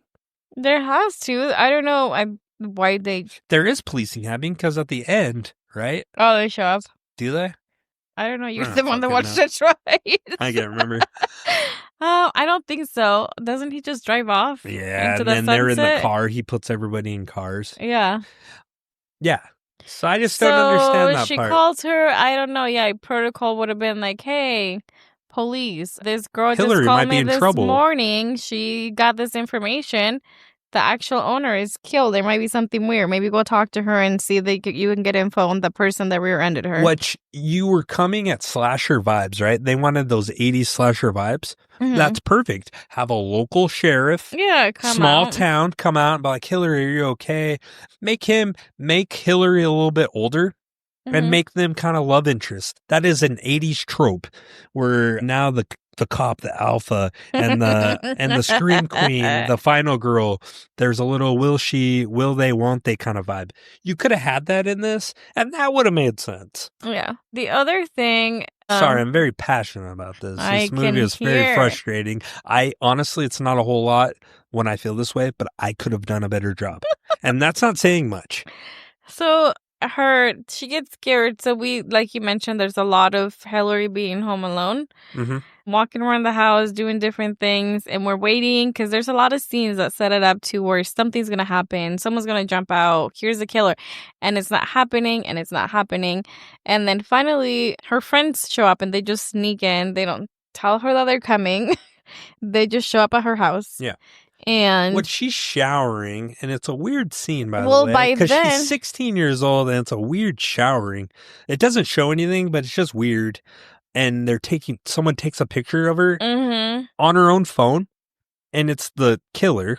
We don't know it yet, or And then she puts doesn't it know back it. on her dining table. Puts it back on the dining table. She looks through it and is like, what the hell? Still doesn't call the police. I know. And then her friends, before this, she goes outside. Is it because she hears a noise and finds that cake on top of the car? Yes. And it says sorry. Yeah. And she brings it in. And then finally, when her friends come in, they all sit down. They think it's a cake from her ex-boyfriend who cheated on her. And then I would have been like, but you don't know that. Why would you just bring in a cake that someone left outside? That's like a huge red flag. Not only that cake, but she knows. Her friends might think it's the boyfriend, but she knows it's the fucking dude because she was talking about cake. Should we get a cake to celebrate this? And they joked. Like, about that being getting her a first wreck. Yeah. And that puts two and two together for her. Why wouldn't she Did she say know that it was him? Yes, because she later says that to her friends, and they're like, "What the fuck? That's creepy as fuck." Yeah, why were you? Again, I don't know. 2016. Everybody tells you not to take things from strangers. Yeah, but they dive into it, and lo and behold, when you know, he put drugs in it. Yeah, and they are very fast-acting drugs. The friends. Well, the two friends take a bite. She didn't get to take a bite. They were interrupted. By the door and her boyfriend. Oh, yeah. Oh, was it? And he's like, hey, baby. And plays, again, they really ham it up. So you hate this guy because they, typical 80s fashion, that is true to the genre. They put it to where you hate this guy and you want him to die. But he, again, doesn't even show him dying in a great way either. It's like, oh, okay, cool. Well, she just kicks him out because they get in a fight and she's like, I still don't like you. And it shows her strength. Yeah. She's not vulnerable. She can hold her own. Yeah, she goes hardcore on him and bitches him out and kicks him out. Yeah. And then that's it, right? She kicks him out and walks out, and then he runs into the killer. The killer stabs him in the stomach or something. Eventually shrinks him up, but it's not eventful. We don't see any. The payoff isn't good. It would have been better if we seen the killer get him, knock him out, and then lay him in the road and then run his head over and the head explodes. That would have been a payoff. This just was stabbed him and he was dead. Or the other thing would have been to drag him to her front door and set him outside for them to find. Yeah. That would have been effective, not showing the killing, but showing the after effect. Yeah, just him hanging outside Definitely effective. The front door. You had multiple ways of doing it. Again, this guy chose the wrong way to do it. I feel like, in my opinion, is this guy in tie with the dude from It Follows? He's dangerously close. I don't think anybody's that low, but wow. I'm kidding. He might be lower than It Follows. Yeah. And people, if you've listened to us long enough, It Follows is not one I like. That movie is horrible for me personally, but a lot of people do like it. I just don't. Okay. The way to bring up old shit, you know? Me? Yeah. Well, you said you gave him you gave that guy this much shit when we reviewed that movie. I remember that. I was like, whoa, this rant sounds familiar. Dude, it invoked a feeling in me that in all the wrong ways. This movie sucks. I'm just this movie sucks. The fact that we're even talking about it in depth like this. I know. So the other moment that I had, we already talked about, was the insurance lady calling to tell her that it was the wrong person. The lady is dead, and then that's it. But to me, I was like, okay, it's confirmed that that's not his personal information. So we still don't know who this guy is. Right. And then the other thing, finally, the killer, he comes in, reveals himself as they eat the cake and they get drowsy. He makes his big reveal, and at which point they try to run away from him. He's in the living room or something. Yeah, the friends. They're like, who is that? It's my dream. And the dude's in a fucking leather outfit. Okay, the mask, it does look pretty cool. I agree. Vienna called out. She said it reminded her of Heart Ice. Yeah. With the ice, the very big round similar. ice. Yeah. And this movie came out first, obviously. Yeah. So he comes out. And then this scene, he chases them around the house, and they make the house look huge from outside. That's another horror trope, especially in the 80s. The house is small, but they Uh. make it look massive. So, because even when she was home alone and even with her friends, it looked like a small house. Yeah. But once he gets there with all the running, like at one point they go into the basement, there's like plastic hanging, and I was like, whoa, there's renovations. Right. We didn't see them before, and they just keep hiding. And slowly he starts catching up to them and kills them. At one point, what was her name? Rachel? She escapes. She's gonna go get help. Well, they go separate ways. So when Rachel hides in Hillary's room, and then Eric and Hillary go downstairs. Yeah. And obviously Rachel's going to be the second person to go. Yeah, he catches her outside. Yeah, she jumps out a window, right? I think so. No, or doesn't she make it under the garage door, I thought? No, she goes in the garage at one point, I think, but she's under the bed. Surprise, killer knows that. And then she gets outside, and then at one point the killer catches up to her outside and then runs her down with his car. Oh, yeah. And she gets ran over. I love this because the body is fake. They have a dummy. Oh, yeah, it dragged. I love that. That is one part of this movie I fucking love. That was awesome. It was hilarious. Yeah, you just see the doll, the dummy being dragged with the car. I was like, oh, shit. So, yeah, she dies, and then we see her, he, like, tied her to the fence outside, right? Yes. The property line. And then it's Hillary and Eric. And Eric's violently sick. He's throwing up. He's just, like, sweating. He's not doing good. Mhm. Right? Yeah. And then, I don't remember how he died. Did he stab him? He gets his throat slit. Oh, okay. And then Hillary makes it out of the house. This scene was effective to me. She goes inside the killer's car at one point because she's fighting him. She pours like propane fuel on him. Gas. Okay. And she goes into his car to look for like a lighter or something to light him up. And so you young folks probably don't remember there were lighters in the, where you put your charger for your phone. A lot of times in that. Back in the days. Yeah, that used to be a lighter port. So it would heat up and then you would have something to light your cigarette because that was common. Yes, cars had ashtrays on them too. I remember that back in the day. But yeah, she puts us in. Again, she waits for it to completely click. And so the lighter, because it would pop out when it was completely hot, right? Yeah. But it takes way too long. And she like incapacitated the killer. She hits him over the head or something, right? The thing. Dumps gas all over him. Waits for that. It takes entirely too long though.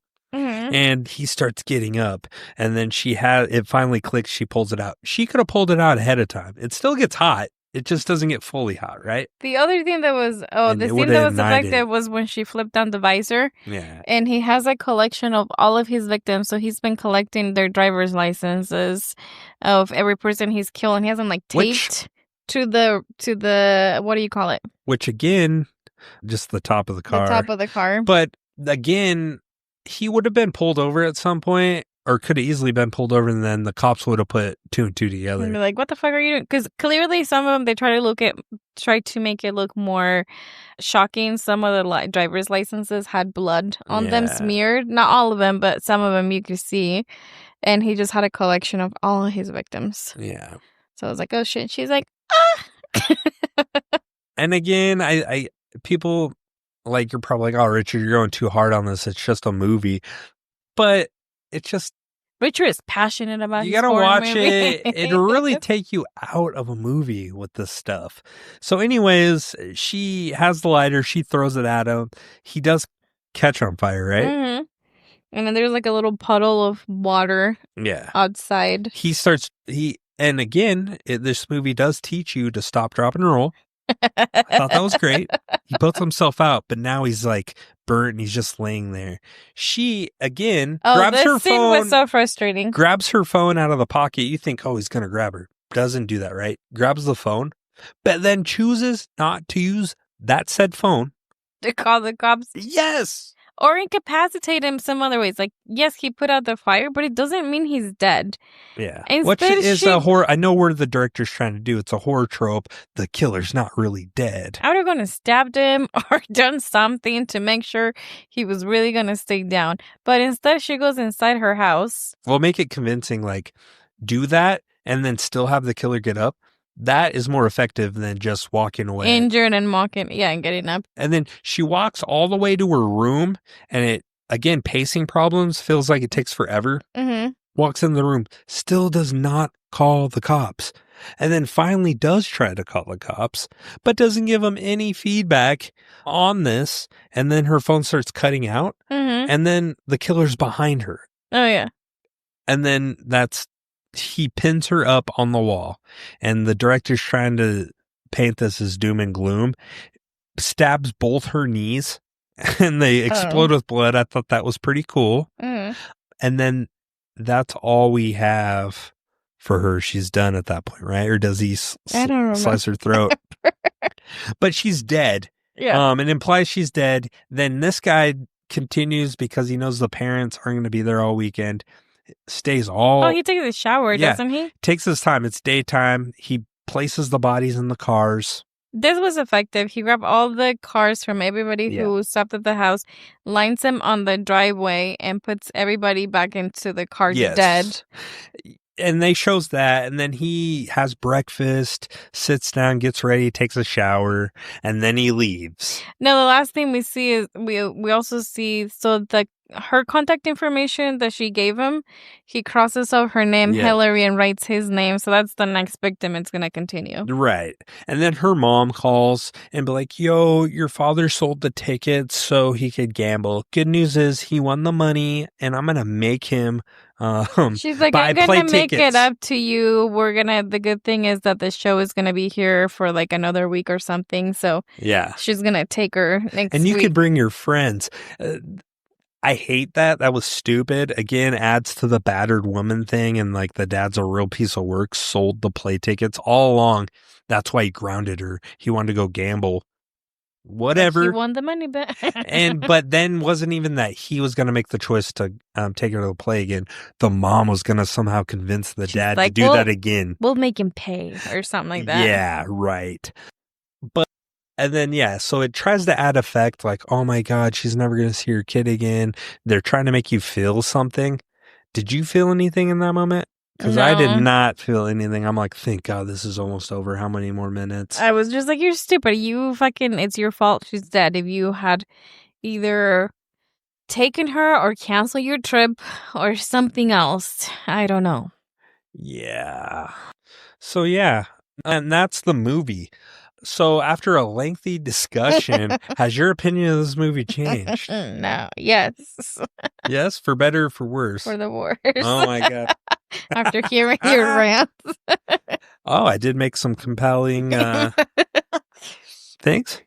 You did. You compelled to be like, yeah, it was pretty bad. Yeah. Again, guys. It was already kind of meh, but... I want you guys to form your own opinion. Again, you can watch this on Tubi. You know, it's a Tubi special. Is it a Tubi special? Well, I mean, it's not from Tubi, it's from Chiller, but again, this is right in the Tubi vein, I feel like. Yeah, I encourage, would you recommend this movie to anybody? No. Yeah, I shouldn't recommend. I wouldn't feel right if I recommended. Yeah, you told everybody to listen to it before they heard the episode. Hey, we watched it so you don't have to, okay, motherfuckers? That's your take. Consider yourself from grateful, this. okay? Be grateful for that. That's gonna be our sub catchphrase. We watched it so you don't have to. On some of these movies, that's true. So before we go to Vienna's review corner, do you want to cover the critics and the audience response? Sure. So actually, what do you rate this movie, Richard? Oh, I give this one a 1. This is a 1. Okay. Out of 5. Yeah, 1 of 5. All right. Doesn't do anything for me. It did not make me feel anything. Didn't tickle your fancy? Mm-mm. I would have to say I'm a 1.2. Wow, you're giving it a 1.2? Mm-hmm. Why are you giving it that extra 0.2? Because, they tried. They all try. No one goes into making a movie and be like, especially their passion project, and be like, yo, you know what? I'm gonna make a biggest piece of shit ever. Nobody does that. Biggest piece of shit ever. But sometimes that happens. Touche. So why would you give it an extra point two? I don't know. Are you trying to just be nice? Maybe. Because they I don't know, that dude put effort, but at the same They time, I'm just, always like, put inspiring. effort. I'm not saying that. Okay. They all put effort into it. Relax, Richard. You didn't like the movie. I got it. I know, but that can't be justification because everybody that makes movies puts effort into it. The Mask. Okay, the villain has some. That was promise. I had a question for you. Do you think, had this movie been remade, better budget, more hands on trying to I said that. polish it, you think the villain would have been a classical horror? Oh, it has all the workings and fixings to be a good movie. Again, if it was in better hands. No. Literally any hands besides the guy who made It Follows or God. Mike Flanagan. Do not have those guys do it. But it'd be talking about the dude, the driver as a villain. You know who would be good for this movie to do it? Perkins. Osgood Perkins. I think he would have been good. The monkey. Okay. I think he would be good. Sure. No? Maybe. I don't know. What else has he made? Or who else would be good? Who?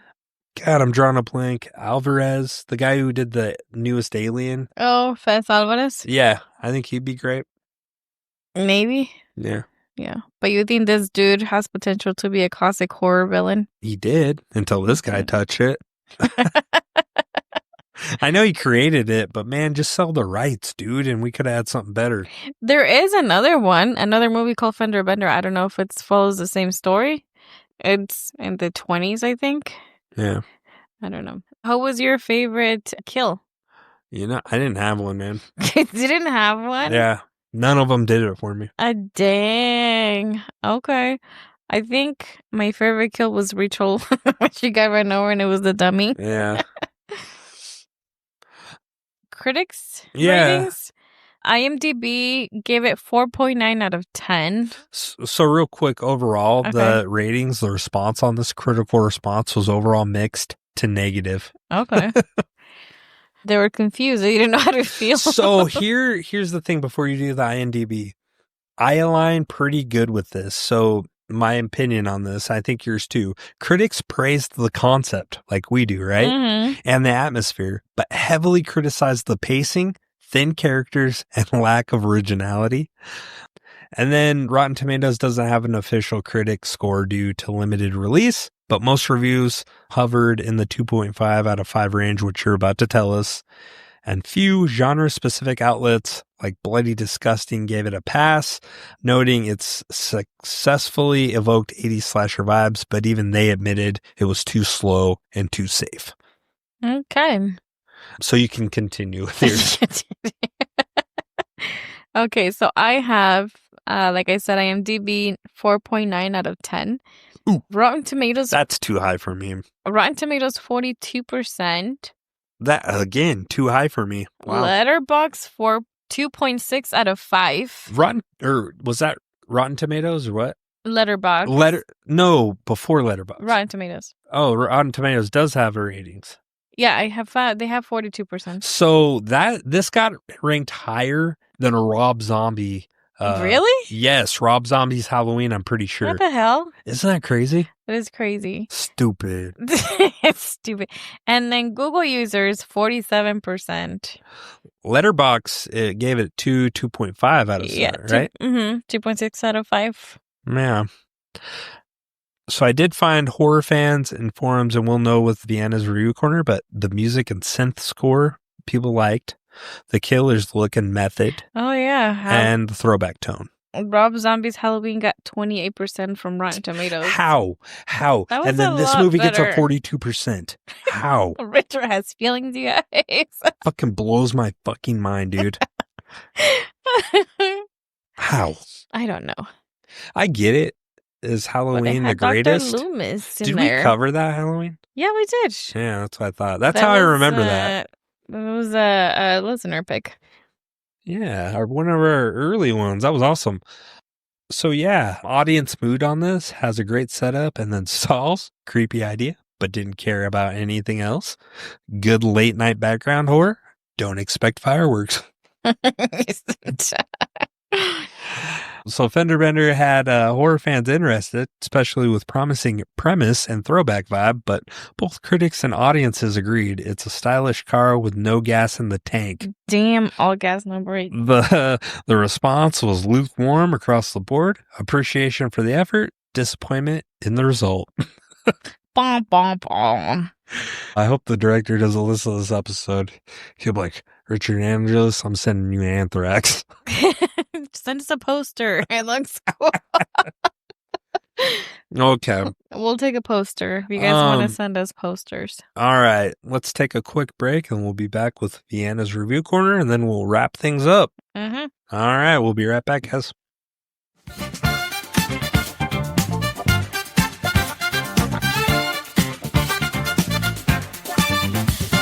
Vienna's Review Corner. Sometimes she watches, sometimes she won't. Sometimes she's hype, but most times she's mad. Take it away, Vienna.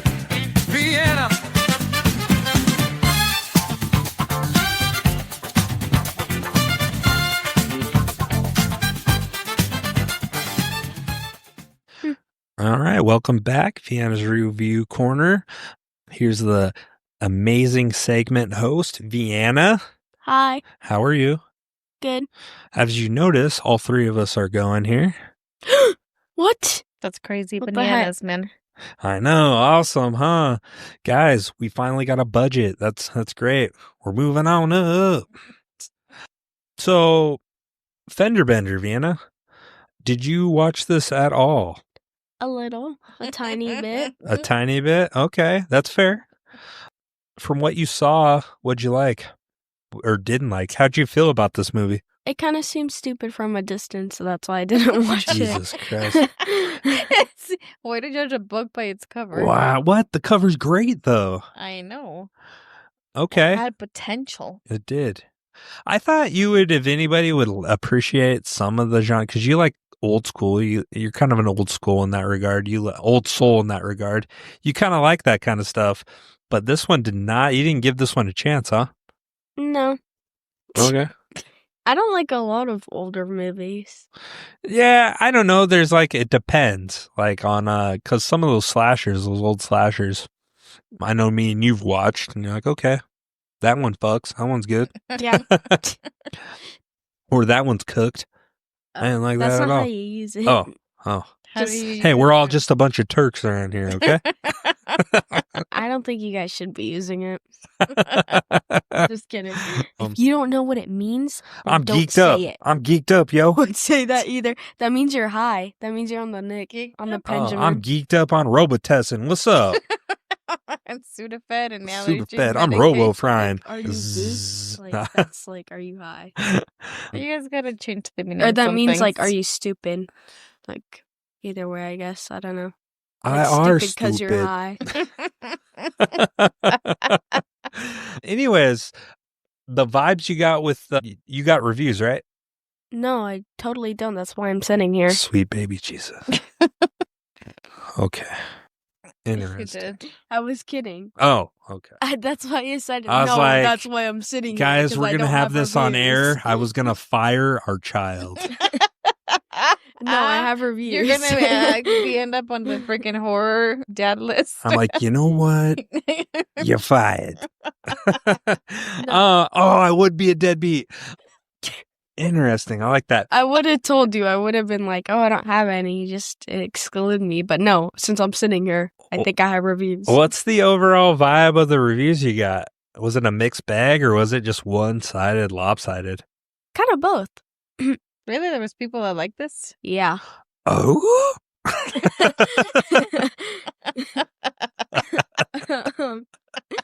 Oh, God, here we go. Well, I'm curious. I'm glad you actually tried to see the other side because I was one-sided, man. Yeah. Someone said they give it 3.5 and said, what I really like about this movie and the reason I kept keep coming back to it is because, aside from it being a straight-up old-school slasher, is that it absolutely reminds me of one of those R.L. Stine Fear Street books I read growing up. The basic plot is right out of one of those babysitter entries in the series, and even the poster art looks like it came from one of those book covers. Okay. This is weird. No. This is weird. I agree with that. The premise of this, because I feel like this could have been a 30-minute or a 15-minute Goosebumps episode. Okay, I can see on that. that side, yes. I see Because that. it was childish, had some childish things in it. I definitely could have seen that. Wow, that was a good review. But I feel like the Goosebumps shorts were better than this. Well, yes, the director definitely Brought it cooked. fumbled. Yeah, he's cooked on this. They said like the acting wasn't pretty good though. Okay. Yeah, All right. I agree. Someone gave it 2 stars and said, the poster is much cooler than the actual movie, and I hate it for that. That's hilarious. That's my guy, Richard. I That's know, why he picked yeah. I love it. But you know what? I like our poster better that I posted. Just saying. Someone gave it 3 stars and said, normally, I'm not one for filters, but this is the rare instance where I like the VHS option on the Blu-ray disc. Neat little slasher. Glad to see Mark Pavia back at it. Okay. Whoa. So on the Blu-ray, it had a VHS? I guess so. That's kind of cool. Right? Okay. Someone gave it 3.5 and said, so basically, Van Patten was pissed off that he didn't have as good of a business card as Paul Allen and became a road serial killer. I should just stop here. So do you know he was the guy? Was he On actually? American Psycho, he's the one that That's pulls funny. up the business card. That's Yeah. funny. I didn't know that. Good review. Mhm. Someone gave it 4 stars and said, Shit. I know, that poor girl's parents suck so bad. Even the insurance lady on the phone was super nice and seemed to care more about her. The premise is pretty cool, and if the execution is nothing new and requires some done decisions by characters, at least deliver the expected thrills. So how was that a 4, though? That, to me, the explanation didn't match the rating. I don't know. That was like a 2 rating. Weird. Someone gave it 2 stars and said, maybe my disappointment comes from wanting a budget death proof and instead getting a budget stuntman, Mike doing a gimp mask Michael Myers routine. That Halloween correlation comes up a few times and not to no effect, especially the early on eeriness. However, it goes straightforward slasher with some hyper real nitty gritty moments. Mostly though, it feels tired. Yes. Same director as the terrific The Night Flyer from the 90s though. Never seen it, but interesting. Yeah. I can see the Michael Myers and Halloween deal, but again, the director just did it entirely wrong. Yeah. There's a right way to do it, and he did it wrong. He missed the mark. Someone gave it 4.5 stars and said, watch this in VHS mode. Pretty cool add-on for the Blu-ray. Gives the movie an old school That's taped cool. off kind of HBO feel to it. That's which cool. For most movies might take away for it, but it definitely added to the movie. Pretty cool villain, awesome final girl. Hoping for some sequels. Man, some of these guys are wild. They Maybe- might be geeked up because I know. Maybe we just needed the VHS like on Blu-ray DVD version. Maybe Nah. that's why there were so many sales of the Blu-ray, because that had like $27,000 of Blu-ray sales. and it still could make me watch it, but having a vintage tint to it would be better. We make it better. Yeah. The overall tone of the like Maybe the hues that's of the Maybe movie. what- that's why the poster is like That's why that. it would deliver with the more like old school horror. Because from this, I didn't get a lot of. I get what he was trying to do, but he just did everything wrong. He did everything wrong. The amount of times that Richard has said that tonight. Yeah. Okay. I'm pretty sure people just shut off at this point. Okay. Someone gave it 1.5 stars and said, a by-the-numbers slasher film that doesn't really bring anything new to the table. It's fairly entertaining, but the lack of invention and the ugliness the film ends on makes it feel like a big waste of time. Touche. Someone else gave it 1.5 and said, pure, unadulterated, hot garbage. I gave this movie 1 star for being well shot and 0.5 star for everything else. Horrible acting, story, plot, and editing. Ooh, wait. I wrote that one. I'm kidding. What do you got? That's it. That's it. All right. Thank you. That was another awesome edition of Vienna's Review Corner. Always finding the best reviews out there. Mm-hmm. What? I have a question. Sure. What movie are we watching next week? 28 Weeks Later. The sequel to 28 Days Later. I've and it's never got watched Hawkeye in it. And Richard has never seen it before? I haven't either. You haven't either? No. Oh my God. I'm Hopefully it's excited. not The Rage Virus. I'm pretty sure I have the Rage Virus after this movie. He was fucking. You're cross-eyed for a second there. Well, all right. Thank you, Vienna. And I'm sure we'll see you next week. Hopefully, if I don't die from a Fender Bender. Oh, don't be giving out your contact information. Yeah, exactly. What if I need to? I'm just kidding. Don't. You call me, man. All right. Well, let's take a quick break again. We'll be right back to finish this episode out. All right. So, somehow, I'm going to say I'm amazed, Angelus. I'm not mad. I'm impressed. We made it 2 hours again. I'm impressed too. That just shows we're long-winded. Damn it, hosts. we're here to talk. Damn it, I love to hear my voice. So, that's Fender Bender, a movie with a killer concept, a moody synth score, and just enough blood to make you lock your doors, but pacing that makes you wonder if your episode paused. It is a stylish ride with no gas in the freaking tank. We wanted tension. We got headlights and hallway shots. Still, it's worth a watch if you like slow burn slashers and retro vibes, or if you've recently been rear-ended and want to feel something, or you have the Blu-ray with the VHS option. Yeah, maybe we need to go look for that. But until then, we'll be back next week with a better movie guaranteed. 28 weeks later. If you haven't watched it, it's currently streaming on Tubi. Until then, keep your doors locked, your trench coats in storage, and don't give your address to strangers, no matter how polite they seem. This has been Horse and an Obsession. Hasta lugosi. See. Ciao, ciao.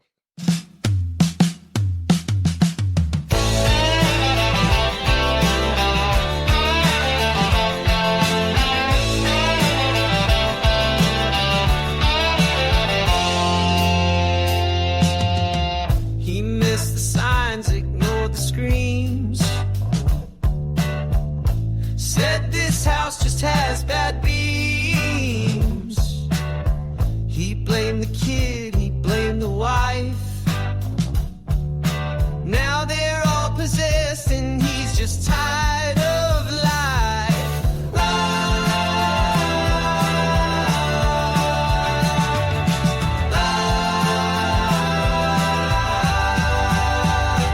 Deadbeat dad, where'd you go? Deadbeat dad, the trauma show. Deadbeat dad, he made it worse, from haunted halls to a demon curse.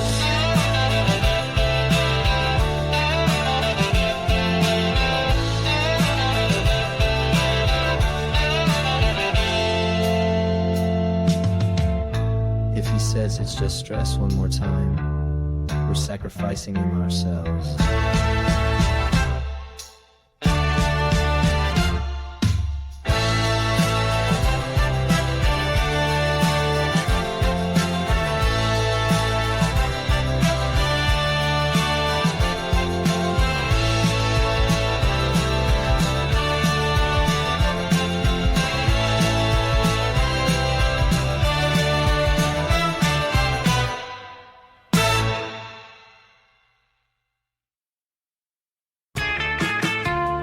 Thanks for listening to Horror Cinema Obsession. We hope you had as much fun as we did. If so, help spread the word by leaving a rating and review wherever you listen to podcasts. And join us next time for another episode of Horror Cinema Obsession.